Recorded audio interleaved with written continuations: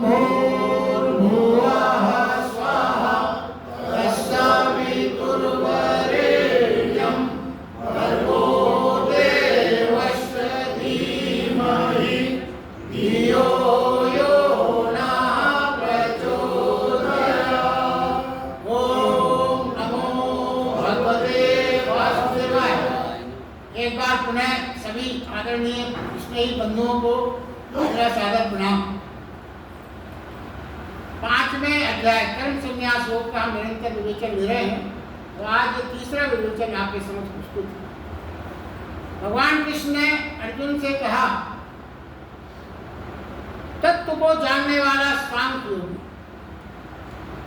देखता हुआ, सुनता हुआ, स्पर्श करता हुआ, सूंघता हुआ, श्वास लेता हुआ, बोलता हुआ, त्याग करता हुआ, ग्रहण करता हुआ, आंखों को खोलता हुआ, बंद करता हुआ, सब इंद्रियां अपने अपने अर्थों में अपना अपना कार्य कर रही हैं, इस प्रकार समझता हुआ निस्संदेह ऐसा माने कि मैं कुछ नहीं कर रहा। देखिए, अब इसका विवेचन समझते हैं। समझे, कृष्ण ये नहीं कहते। पहली चीज है तत्व को जानने वाला। प्रारंभ में उन्होंने ये कैसा कहा, तत्व को जानने वाला, तत्वों को जानने वाला नहीं कहा। इसका मतलब क्या हुआ कि तत्व कोई एक ही है। और जैसा अपन समझते हैं और अपन ने हमेशा पढ़ा पंच तत्व, इसमें पृथ्वी, पानी, जल कहिए, अग्नि, आकाश, वायु, ये पंच तत्व अपन जानते हैं। विज्ञान का अगर विश्लेषण करें तो 108 तत्व बताए गए हैं विज्ञान में। मगर वर्तमान में विज्ञान ने भी ये भी माना है कि मात्र एक ही तत्व है, वो है विद्युत। बाकी कोई और तत्व नहीं है। आइए वाली उसका एक ही तत्व है, विद्युत तत्व। और भगवान कृष्ण भी कहते हैं 5 तत्व नहीं है। क्या है? एक ही तत्व है, वो है चेतना। चेतना को ही तत्व माना। और धर्म भी यही कहता है कि एक ही तत्व है, चेतना।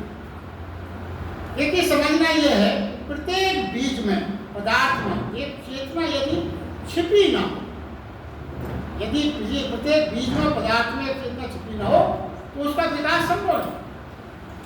चेतना ही इनबिल्ट प्रोग्रामिंग की तरह छिपी रहती है हर बीज में।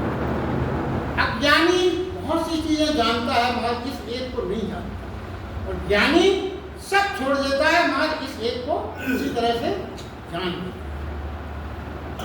ऐसे ज्ञानी सांग को उपलब्ध प्राणी को इंद्रियों का किया हुआ कार्य, जो कार्य अभी बताए गए थे, इंद्रियों का किया हुआ सारे कर्म अपना किया हुआ नहीं, इंद्रियों के द्वारा किया हुआ ही मालूम पड़ता है। हमारे बंसल साहब आ गए हैं, बहुत बहुत स्वागत आपका। वे मात्र देखिए, इंद्रियों से किया हुआ कार्य मालूम नहीं पड़ता, वो मात्र साक्षी भाव में रहता है और लिप्त नहीं। देखिए, बहुत सरलता से इस बात को और समझते हैं।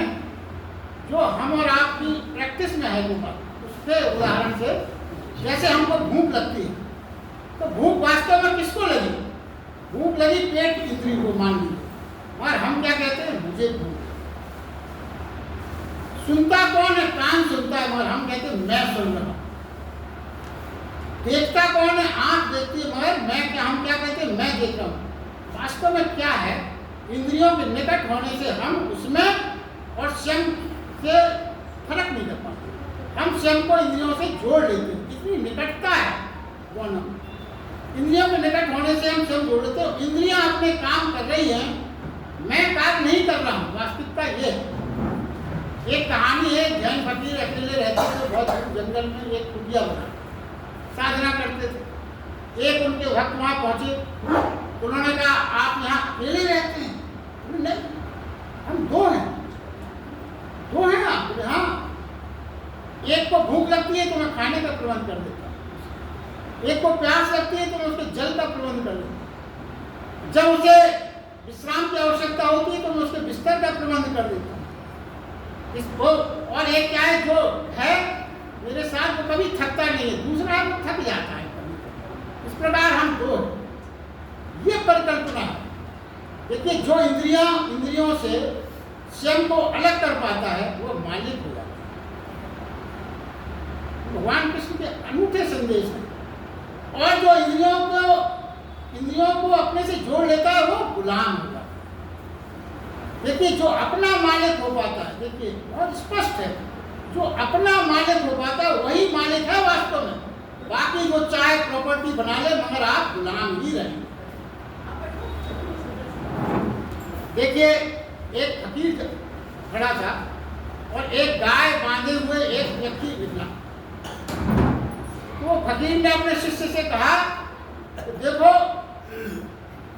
ये दोनों बंधे हुए हैं, गाय भी बंधी हुई है और ये जो व्यक्ति है ये भी बंधा हुआ। वो जो गाय ले जा रहा था उसने सुन लिया।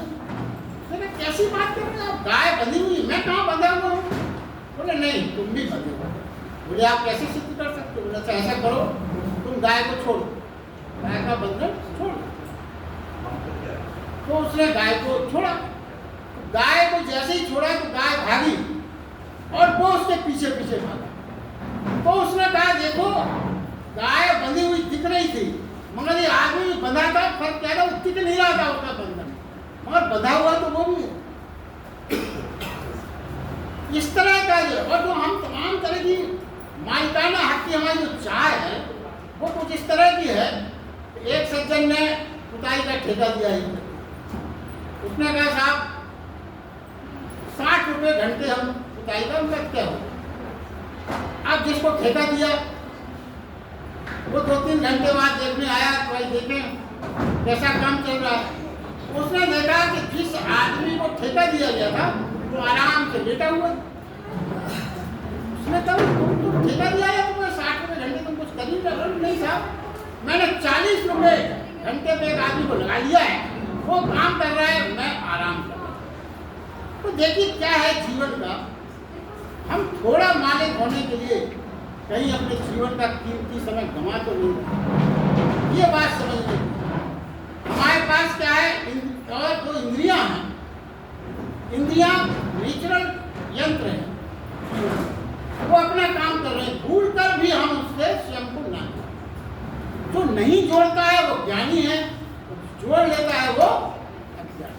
सीधा सा देखिए, और अगर आप उसको समझने की कोशिश करें, श्वास चल रही है, भोजन पच रहा है, रक्त बह रहा है, हृदय धड़क रहा है, वेस्ट अपने आप बाहर निकल, सब इंद्रियां अपनी नेचर के हिसाब से काम कर रही है। हम कहीं उसमें कुछ नहीं करते, सारे काम ही स्वाभाविक रूप से इंद्रियों के चल रहे हैं। हमारा इसमें कोई रोल है क्या, बताइए? कोई रोल नहीं। क्या है, इस तरह से जब हम इंद्रियों को अलग समझते हैं और अपने को अलग समझते हैं तो चित्त पर हमारा उनका कोई प्रभाव नहीं रहता, कोई तनाव नहीं रहता हमारा, और हम तनाव रहित होकर जीवन बिता। इसके बाद भगवान आगे कहते हैं, पहली बात है सब कर्मों को परमात्मा को समर्पित करना। ये भगवत गीता में कई बार आपने सुना है, भगवान ये कहते हैं सारे कर्मों को आप समर्पित, मगर थोड़ा विचारें हम करते क्या हैं, अपने जीवन की सच्चाई ईमानदारी से आप सोचें, हम क्या करते हैं। हम भगवान को समर्पित करके क्या सफलताएं कभी समर्पित नहीं करते। हम समर्पित करते हैं केवल पराजय, जीत को हम कभी समर्पित नहीं करते। हम समर्पित करते हैं भगवान को खाली दुख, सुख को कभी समर्पित नहीं करते। असफल हुए तो भाग्य खराब है, विधाता नाराज है, पर भगवान हमारी मदद नहीं कर रहा है। और सफल यदि हो गए, मेरी कुशलता, मैंने किया, मैंने ये प्रबंधन किया, तो सब मेरा उसमें जुड़ जाता है। हम चुन चुन कर समर्पित करते हैं, जबकि होना ये चाहिए, क्या होना चाहिए जीवन में, जो भगवान कहते हैं, जीत भी तेरी, हार भी तेरी, सफलता भी तेरी, सुख भी तेरे, सब तेरा, मैं कहीं भूल। ये जीवन जीने का भगवान ने कहा, इतना समर्पण होना चाहिए। और क्या है, इसलिए जान लें, इसलिए ये जान लें, क्या समर्पण करना कमजोरों का काम नहीं है। समर्पण करने के लिए बहुत शक्तिशाली व्यक्ति चाहिए, बहुत शक्तिशाली संकल्प चाहिए, तभी आप समर्पण कर सकते हैं। हम बड़े आराम से कह देते हमने समर्पण करना, इतना सरल नहीं है समर्पण करना। ऐसा समर्पण कर सकने वाला जो व्यक्ति ऐसे सब अपने सब चीजों को समर्पित कर देता है, सफलता असफलता सुख दुख जय पराजय सबका समर्पण कर देता है, फिर क्या है? आपने जब समर्पण तो सारी झंझटों से आप मुक्त हो गए। फिर क्या है? जब कर्म और जब आपको कर्म नहीं छूते तो फिर पाप भी नहीं छूते। और ये समझ लें कि फिर पाप ही नहीं पुण्य भी नहीं छूएंगे।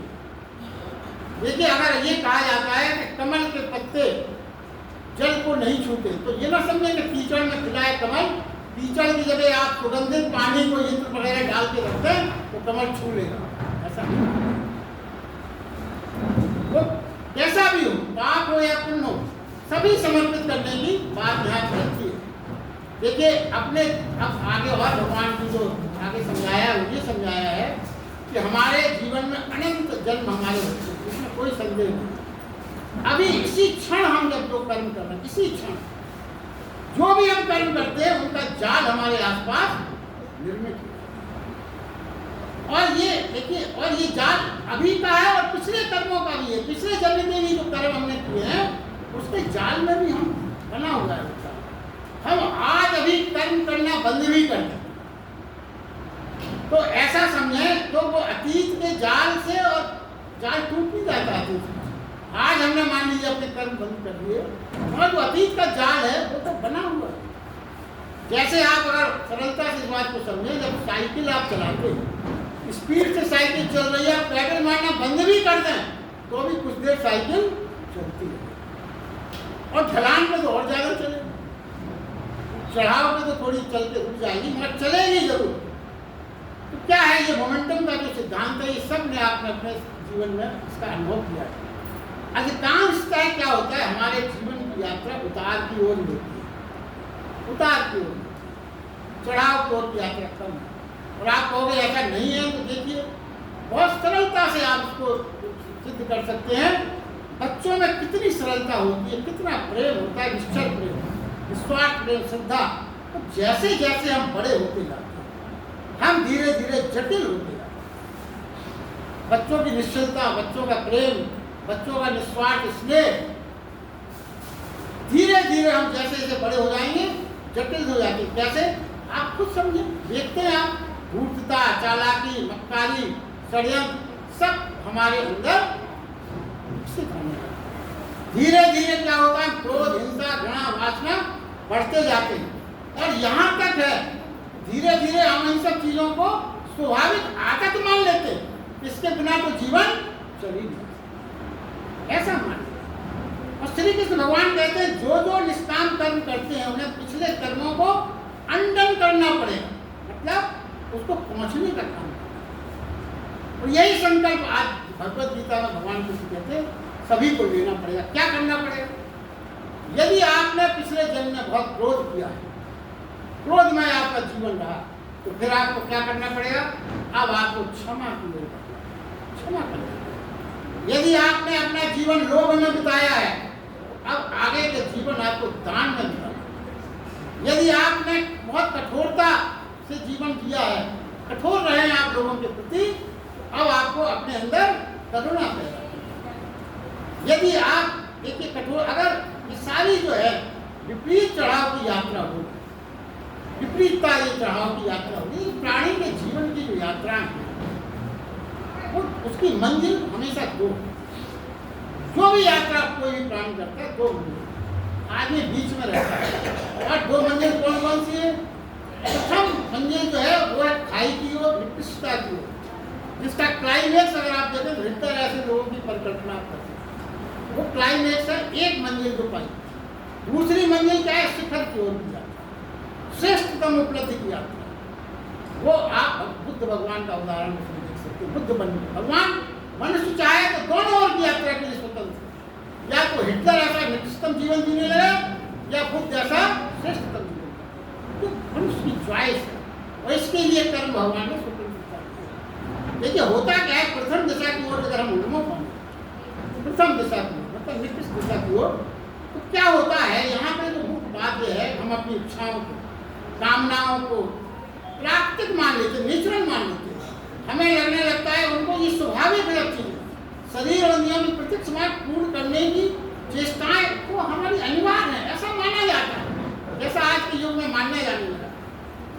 दृष्टि में तो ये सब सुखद लगेगा, मगर परिणाम इसका अंत में बहुत घातक, इसमें कोई संदेह नहीं। और आज आप देखिए पश्चिम जगत में भी अब धीरे धीरे ये स्वीकार कर लिया, उनकी रास्ता भी बदल रही है। अंधकार, पापाचार, अमर्यादित जीवन, अहंकार, ईर्ष्या, द्वेष सब होता ही है इस जीवन में, इसे स्वीकार कर लेते। और ये क्या है कि ये सब हम मान लेते हैं, क्रोध, अहंकार, वासना, ये तो जीवन में होना जरूरी है, ऐसा माना जाता है, ये सब हम स्वीकार कर लेते हैं। तो यही बहुत बड़ी भूल है।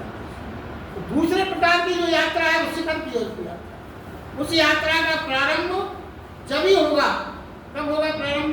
जब हम प्रथम मंजिल की ओर पीठ करके चले, बदलना पड़ेगा डायरेक्शन पूरा। और जब हम इस प्रकाश की ओर अपन करें और दूसरी ओर पीठ कर लें, तो क्या इसमें होगा? श्रद्धा से, ज्ञान से, संकल्प से, साधना से, वासनाएं, कामनाएं, इच्छाएं, ये सब देखिए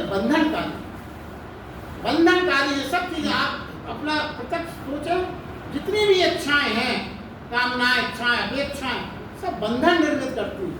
और ये बड़ा स्वाभाविक सा सिद्धांत है, बंधनकारी में कभी आनंद की संभावना ही संभव नहीं।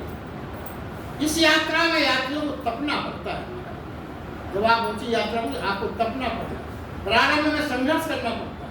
वह जीवन में घटित हो रहे पाप, अंधकार, दुखों को अस्वाभाविक मानते हैं, उन्हें हटाना ही होगा। ऐसी श्रद्धा और विश्वास ही उनके अंदर उनको आगे बढ़ाने में सहायक होता है। और भगवान ने पुनः ये बात कही है कि निराश मत हो प्राणी। एक बात का ध्यान रखो, कितने भी पाप तुमने जीवन में, कितने भी पाप से आप सोचते हो कि इससे बड़ा पाप हो ही नहीं सकता जितना पापी हूं, फिर भी भगवान कहते हैं पुण्य की सर्वदा संभावना है, निराश मत। कितने भी आप दुखी हो जीवन में, हमेशा ये मान के चले कि आनंद की संभावना हमेशा। कभी ऐसा नहीं हो सकता कि आप इतने बड़े हो कि आनंद की संभावनाएं समाप्त हो।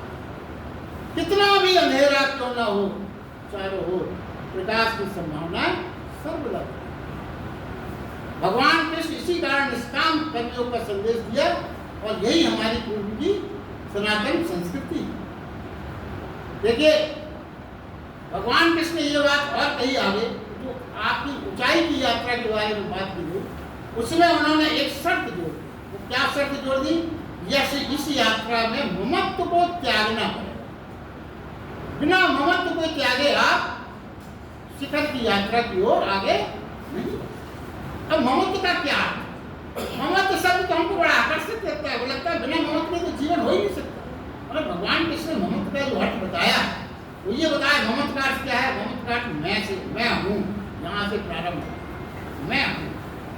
और फिर मैं हूं, यदि मैं हूं तो मेरी छाया भी हो, मेरापन भी होगा। मेरापन क्या है? मेरा मकान, मेरा धन, मेरा पद। फिर जहां भी होगा मेरापन, जहां ये सब होगा वहां क्या होगा? अहंकार। तो इन्हीं चीजों से तो अहंकार होता है। मेरा पद, मेरा मकान, मेरी दुकान, मेरा व्यापार, ये सब होता है। मैं कभी अकेला नहीं होता। अगर आप देखिए ये जो मैं है और मेरापन है, इसके बारे में सोचिए जरा। यदि मकान, धन या पद छीन लिया जाए तो मात्र वो छीनते ही मैं की दीवार नहीं लगती। तिजोरी खाली हुई तो आप भी खाली हो गए। पद छिन गया तो सारी भीतर की अकड़ आपकी समाप्त हो गई। यदि ममत्व छूट जाए तो मैंपन भी छूट जाए। यदि आपका ममत्व छूट जाए तो मैंपन अपने आप छूट जाएगा। और जहां मैंपन छूटा वहां आपका अहंकार विदा हो जाए। तब ये कर्म जारी रखें, तभी कर्म जो चढ़ाव की यात्रा है आपकी संभव है। आप ये सोचें कि आप ममत्व भी रखें, अहंकार भी रखें, मेरापन भी रखें, इतना बोझ उठा के आप ऊपर की यात्रा नहीं कर पाओ। जब ऊपर की यात्रा होती है, आप वैष्णो देवी गए तो क्या होता है? कम से कम सामान, ये छोड़ दो, ये छोड़ दो, एक आध टॉवेल, एक आध चीज बजती रखो, बाकी है चढ़ाई की यात्रा। वही तो सिद्धांत है जो आपने रोज जीवन में महसूस किया। वहां ले जाते हैं क्या बैग अटैची और सब पूरा सब लेके कोई नहीं चढ़ता, सब नीचे छोड़ दिया। वही कहते हैं परेशानी क्या है संसार में। इस संसार की जो सबसे बड़ी परेशानी, यहाँ कोई अपने आप को अज्ञानी मानते हैं, सभी ज्ञानी। कोई मानने को तैयार नहीं होता कि हमें कुछ अज्ञानता है और हम ममत्व से घिरे, ये भी कोई नहीं मानता। भोगी अहंकारी हैं, लोभी हैं, ये कोई मानने को तैयार ही नहीं।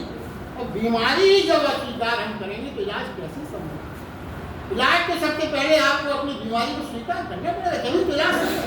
आप कोई मानते ही नहीं है कि हम बीमारी हैं। तो क्या है, सूक्ष्म बात यह है कि धन पद मेरापन ही नहीं, इसी भर का अहंकार नहीं होता। देखिए एक और बात समझो, ज्ञान का भी अहंकार है, त्याग का भी अहंकार है, तप का भी अहंकार है, इनका भी मेरापन होता है। और ये और ज्यादा खतरनाक, क्योंकि इनको तो हम आभूषण मानते हैं। लोग और उसको तो कहते भाई तो गलत चीज है, मगर वाह मैं तो त्यागी हूँ, तपस्वी हूँ, मैं तो बड़ा ज्ञानी हूँ, इसका छूटना और कठिन है। इस कारण से जो अहंकार होता है बड़ा वैल्यूबल अहंकार है, उसको हम नहीं छोड़ पाते।